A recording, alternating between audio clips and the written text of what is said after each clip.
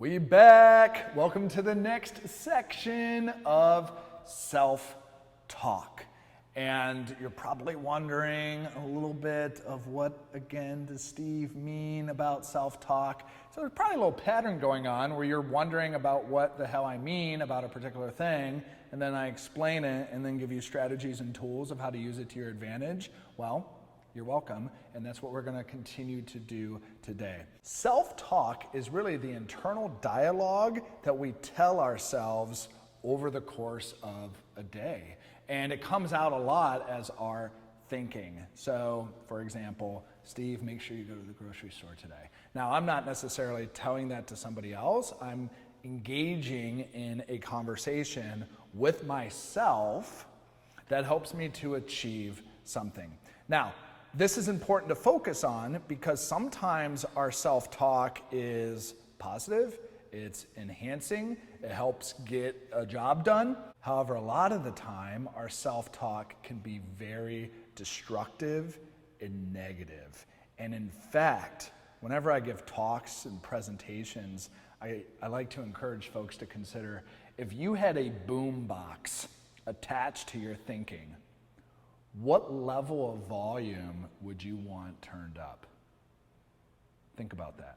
Think about the things that you say to yourself on a day-to-day basis. You proud of them? Or do you wish that boombox was turned down or muted? My guess, if you're taking this course, and certainly myself, which is why I created this course, the boombox doesn't always spit out the best stuff. And if we said the stuff that we say to ourselves, to our friends, or our parents, or our coworkers, we'd be a hermit. Nobody would want to hang out with us because we say such nasty things. So we want to change that. We want to change this negative self-talk to something more positive.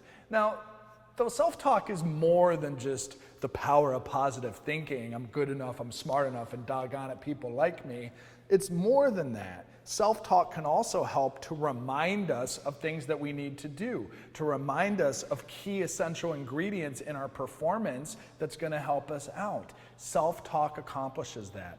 We can also use our ability to communicate with ourselves in very therapeutic types of ways as well that helps our productivity or that helps enlighten and uncover some aspects of ourselves that we weren't aware of or that were a bit more dormant. So in this section, we're going to utilize the power and effectiveness of self-talk in 3 ways.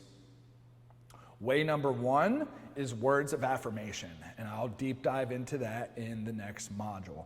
The second one is using our ability to self-talk to create to-do lists, checklists, and to journal. So that's section number 2. And then finally, last but not least, section number 3 is using our ability to communicate with ourselves internally to uncover and awaken some things that we might not necessarily know even exist. And if you're really curious about that one, hang tight because it's a good one. All right? So we're in the section of self-talk, 3 exercises. And you know what? Let's go ahead and get rocking and rolling with the first one, and probably the most familiar, words of affirmation.